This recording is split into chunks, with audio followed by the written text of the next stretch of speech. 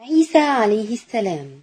في مدينة فلسطين في عهد النبي زكريا عليه السلام كان يعيش عالم كبير يصلي بالناس اسمه عمران، وكانت زوجته تتمنى أن تنجب طفلا، وذات يوم شعرت أنها حامل، فنظرت أن يكون ابنها خادما لبيت الله طوال حياته. قالت: رب إني نظرت لك ما في بطني محررا فتقبل مني إنك أنت السميع العليم. وقبل أن تلد توفي زوجها عمران، وولدت طفلة وأطلقت عليها اسم مريم. قالت: رب إني وضعتها أنثى والله أعلم بما وضعت وليس الذكر كالأنثى، وإني سميتها مريم وإني أعيذها بك وذريتها من الشيطان الرجيم. قررت الأم أن تفي بنظرها وتجعل ابنتها في خدمة بيت المقدس، وأراد العلماء والكبراء أن يربوا الطفلة ابنة الشيخ الجليل الذي كان يصلي بهم، وتسابقوا في ذلك واتفقوا على إجراء قرعة، من يفوز بها يحظى بشرف تربية مريم. وأجريت القرعة وفاز بها سيدنا زكريا، وأعطى القوم مريم لزكريا عليه السلام ليكفلها ويربيها ويعلمها. كانت مريم تقضي كل وقتها في عبادة الله، واشتهرت بصلاحها وتقواها في بني إسرائيل. وكان سيدنا زكريا كلما دخل عليها المحراب وجد عندها ظاهرة عجيبة، ففي الصيف يجد عندها فاكهة الشتاء، وفي الشتاء يجد عندها فاكهة الصيف. واحتار سيدنا زكريا فسألها: يا مريم، من أين لك هذا؟ أجابت مريم في إيمان: هو من عند الله. ثم أضافت في إيمان أشد: إن الله يرزق من يشاء بغير حساب. وكان ذلك سببا في دعاء سيدنا زكريا لربه أن ينجب طفلا، فبشره الله بيحيى. وقد بشرت الملائكة مريم بمكانتها العظيمة: يا مريم، إن الله اصطفاك وطهرك واصطفاك على نساء العالمين. جعل الله لها مكانة رفيعة لم تصل إليها أي واحدة من نساء الكون في أي زمان. قال تعالى: يا مريم اقنتي لربك واسجدي واركعي مع الراكعين. أمرها الله أن تزيد من صلاتها وسجودها وركوعها وخشوعها، وعادت مريم إلى عبادتها وصلاتها. ذات يوم خرجت مريم من المحراب لتقضي بعض شؤونها، وأصبحت بمفردها شرق المسجد الأقصى، وهناك سمعت مريم صوتا، فنظرت إلى مصدره لتبصر رجلا. قالت له: إني أعوذ بالرحمن منك إن كنت تقيا. أرادت أن تحتمي بالله منه وسألته: هل هو رجل صالح؟ ولكنه أفهمها أنه ليس بشرا، بل هو رسول من رب العالمين، إنه الملك جبريل عليه السلام. قال لها: قال إنما أنا رسول ربك لأهب لك غلاما زكيا. اندهشت مريم: فكيف تحمل وتلد غلاما وهي فتاة شريفة ولم تتزوج بعد ولم يمسها إنسان؟ قالت: أنى يكون لي غلام ولم يمسسني بشر ولم أك بغيا؟ أفهمها جبريل أنها إرادة الله، إنه على ما يشاء قدير. لقد خلق آدم من قبل من غير أب أو أم، وخلق حواء من آدم من غير أم، وسيجعل الله ابنها آية للناس، آية على قدرته تعالى، وسيرحم به الله العباد. وقال سيدنا جبريل مبشرا مريم: إن الله يبشرك بكلمة منه اسمه المسيح عيسى ابن مريم، وجيها في الدنيا والآخرة ومن المقربين، ويكلم الناس في المهد وكهلا ومن الصالحين. ستنجب مريم ابنا صالحا اسمه المسيح عيسى ابن مريم، سيكون وجيها وله مكانة عظيمة في الدنيا، سيكلم الناس وهو طفل بمعجزة من الله، وسيكون نبيا عظيما من أنبياء الله.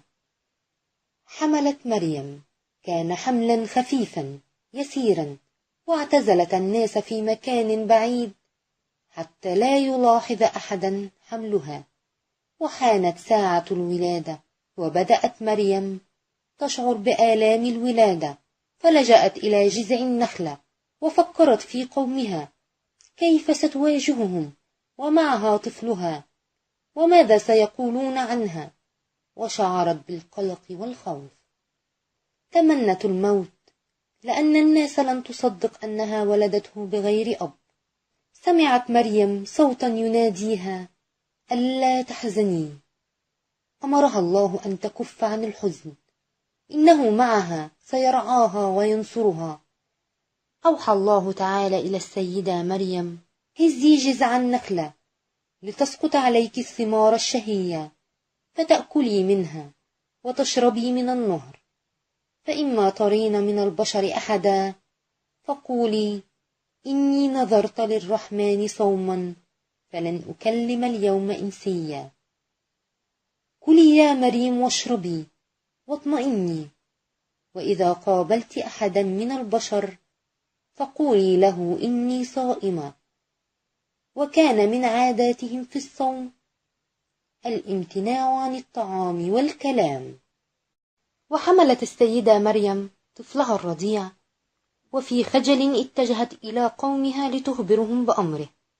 صارت السيدة مريم إلى قومها وهي تفكر: كيف سيتقبل اليهود طفلها؟ وماذا سيقول عنها الكهنة الذين يخدعون الناس عندما يعرفون أن طفلها نبي، وأن نفوذهم على الناس سيزول؟ وقفت السيدة مريم أمام قومها حاملة رضيعها الصغير. قالوا لها مستنكرين: قالوا يا مريم، لقد جئت شيئا فريا، أي قد فعلت شيئا منكرا. يا أخت هارون، ما كان أبوك امرأ سوء، وما كانت أمك بغيا. تساقطت عليها الاتهامات، ولكن وقفت مرفوعة الرأس وأشارت إلى الرضيع في هدوء، فزادت دهشة القوم، وقالوا في تعجب وإنكار: كيف نكلم من كان في المهد صبيا؟ أي كيف نتحدث مع طفل رضيع؟ هذا شيء لا يعقل. ازدادت دهشتهم عندما فوجئوا بالطفل الرضيع يتكلم. قال سيدنا عيسى: قال: إني عبد الله، أتاني الكتاب وجعلني نبيا، وجعلني مباركا أينما كنت، وأوصاني بالصلاة والزكاة ما دمت حيا، وبارا بوالدتي، ولم يجعلني جبارا شقيا، والسلام علي يوم ولدت ويوم أموت ويوم أبعث حيا. وقعت المعجزة، وتكلم الطفل الرضيع. قال: إنه عبد الله ونبيه. اختلف الناس، منهم من قال إنه الله، ومنهم من قال إنه ابن الله، وذلك افتراء على الله، ومنهم من قال على مريم أقوالا سيئة وبهتانا. قال تعالى: فاختلف الأحزاب من بينهم، فويل للذين كفروا من مشهد يوم عظيم. وتوعد الله من لم يؤمن بنبوة سيدنا عيسى عذابا هائلا في الآخرة. أوحى الله تعالى إلى السيدة مريم أن تنطلق بطفلها إلى مصر، ورعاها الله أثناء سفرها في الطريق الشاق من فلسطين إلى مصر. وعاش المسيح عليه السلام طفولته وصباه في مصر، حتى صدر الأمر الإلهي له ولأمه بالعودة إلى فلسطين. وعلم الله عيسى عليه السلام، علمه مما نزل من كتب على أنبياء السابقين. علمه من صحف إبراهيم وزبور داود وتوراة موسى، وعلمه الله تعالى القدرة على الكتابة، وأتاه الله الحكمة. وكانت مهمة عيسى عليه السلام أن يكمل التوراة، فقد أضاع اليهود التوراة من بعد سيدنا موسى وأنقصوا منها، فجاء سيدنا عيسى لإكمالها، وأنزل الله عليه الإنجيل، وأيده الله بكثير من المعجزات. بدأت معجزات سيدنا عيسى في مهده عندما كلم الناس وهو طفل رضيع، وأكمل الله له التوراة التي أضاعها بنو إسرائيل. وكان سيدنا عيسى يصور من الطين كهيئة الطير، أن يجمع الطين في شكل طائر ثم ينفخ فيه فيتحول إلى طائر حقيقي بإذن الله تعالى. وكان سيدنا عيسى يشفي الأبرص والأعمى بإذن الله تعالى. ففي زمان سيدنا عيسى كان قومه متقدمين في علوم الطب، وكان عندهم القدرة على علاج الأمراض ما عدا البرص والعمى. وجاء سيدنا عيسى ليشفي الناس من هذين المرضين بإذن الله. وكان سيدنا عيسى يحيي الموتى بإذن من الله عز وجل. وبهذه المعجزات بدأ عيسى عليه السلام يدعو قومه إلى الله. دعا سيدنا عيسى قومه إلى عبادة الله، أكمل لهم التوراة، وأحل لهم بعض ما حرم الله عليهم. وكانت توجد بعض العقوبات التي حلت على بني إسرائيل نتيجة معاصٍ ارتكبوها وانحرافات قاموا بها، فحرم الله عليهم بعض الأشياء. وجاء سيدنا عيسى فأحل لهم بعد ما حرمه الله عليهم من قبل بإذن الله. وراح سيدنا عيسى يداوي المرضى ويعيد نور العينين من فقده، ويشفي الأبرص وهو من كان في جلده بياض. وكان سيدنا عيسى يخبر قومه بأمور من أسرارهم، فينبئهم بما يأكلون من طعام وما يدخرونه في بيوتهم. وراح ينصح قومه بتقوى الله وطاعته. قال لهم: إن الله ربي وربكم فاعبدوه، وهذا صراط مستقيم. لم يؤمن بسيدنا عيسى سوى طائفة قليلة، وشعر أن قومه يكفرون به، فقال: من أنصاري إلى الله؟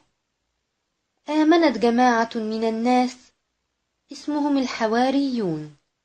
قال الحواريون: نحن أنصار الله، آمنا بالله وأشهد بأننا مسلمون. ربنا آمنا بما أنزلت واتبعنا الرسول فاكتبنا مع الشاهدين. وبشر سيدنا عيسى قومه برسول الله محمد صلى الله عليه وسلم الذي سيأتي بعده ليكون خاتما للأنبياء.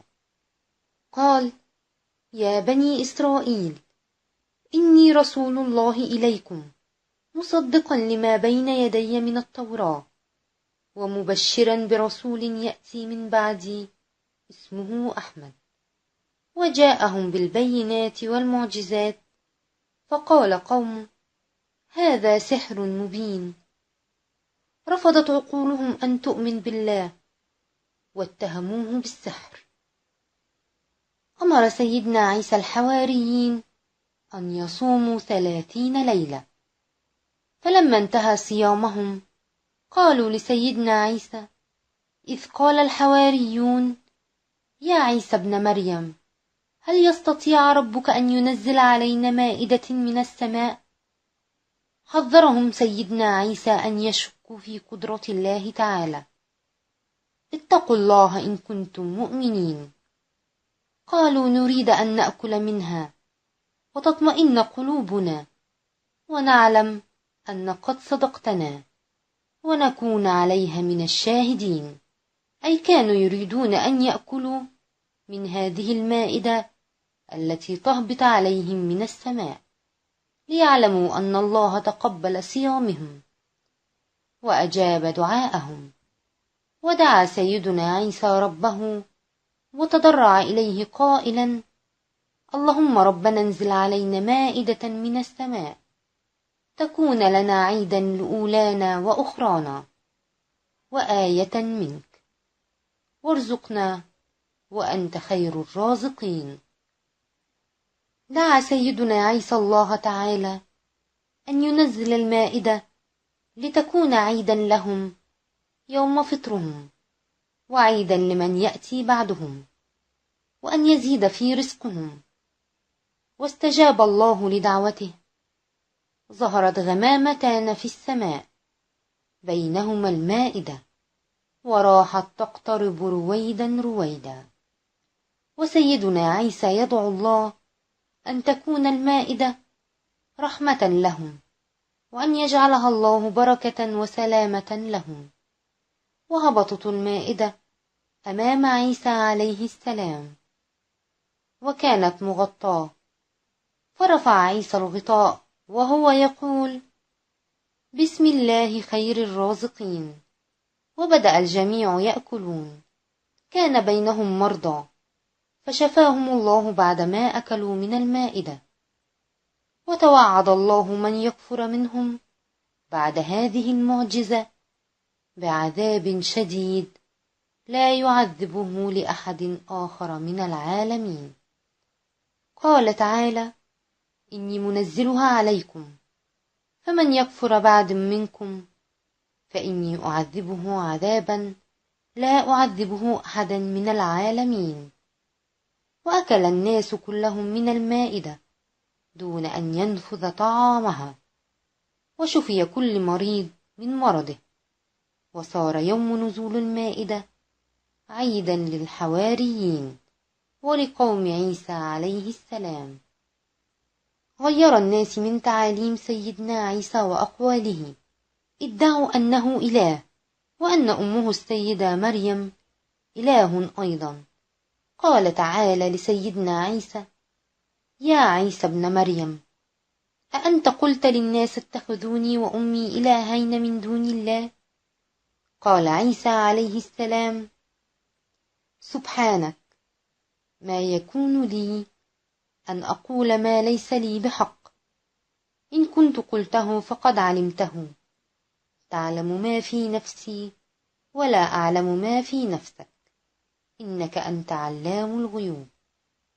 أي سبحانك يا ربي، أنت تعلم ما قلته للناس، وتعلم ما أظهره وما أخفيه، وتعلم الغيب. افترى الناس على الله بالكذب والبهتان. قالوا أن الله هو ثالث ثلاثة، هم الله ومريم وعيسى، وزعموا أن سيدنا عيسى ابن الله. قال تعالى: لقد جئتم شيئا إدا، تكاد السماوات يتفطرن منه، وتنشق الأرض، وتخر الجبال هدا، أن دعوا للرحمن ولدا. وقال: لقد كفر الذين قالوا إن الله ثالث ثلاثة، وما من إله إلا إله واحد. كذب اليهود سيدنا عيسى تكذيبا شديدا، وافتروا عليه وعلى أمه الصديقة. وكان سيدنا عيسى يسيح في الأرض، يتنقل فيها ليفر بدينه من فتن اليهود، لذلك أطلق عليه اسم المسيح. واستمر سيدنا عيسى في دعوته، وبدأ اليهود يفكرون في إيذائه ويكيدون له، وعجز اليهود عن وقف دعوة سيدنا عيسى، لذلك قرروا قتله. أوحى الله تعالى إلى سيدنا عيسى إذ قال الله له: يا عيسى، إني متوفيك ورافعك إلي، ومطهرك من الذين كفروا، وجاعل الذين اتبعوك فوق الذين كفروا إلى يوم القيامة. واتجه اليهود إلى عيسى ليقتلوه، وصار سيدنا عيسى نحو أحد البيوت. وكان للبيوت في ذلك العصر 3 فتحات: باب كبير لإدخال الأشياء الكبيرة، وباب صغير لدخول الأفراد. وفتحة في سقف المنزل. دخل سيدنا عيسى المنزل، ودخل خلفه رجل، وألهم الله سيدنا عيسى أن ينظر إلى أعلى، ونظر سيدنا عيسى فرفعه الله إليه بقدرته من فتحة السقف. رفع الله سيدنا عيسى للسماء، واستبطأ اليهود الرجل، فخرج إليهم واختلط عليهم الشبه. أهذا رجلهم أم عيسى؟ وشبه لهم أن هذا الرجل هو سيدنا عيسى، فأخذوه وصلبوه وقالوا: إنا قتلنا المسيح عيسى ابن مريم. ولكن الله تعالى نفى قتله، قال تعالى ردا عليهم: وما قتلوه وما صلبوه ولكن شبه لهم، وإن الذين اختلفوا فيه لفي شك منه، ما لهم به من علم إلا اتباع الظن، وما قتلوه يقينا. لم يعرف اليهود هل قتلوا سيدنا عيسى أم الرجل الآخر، وصاروا في شك، واتبعوا ظنهم، واستقروا على أنهم قتلوه. ولكن الله أظهر حقيقة ما حدث في قوله تعالى: بل رفعه الله إليه، وكان الله عزيزا حكيما. لقد كان ميلاد سيدنا عيسى بدون أب معجزة من الله، وكان رفعه إلى السماء معجزة أخرى. فسلام عليه يوم ولد، ويوم يموت، ويوم يبعث حيا.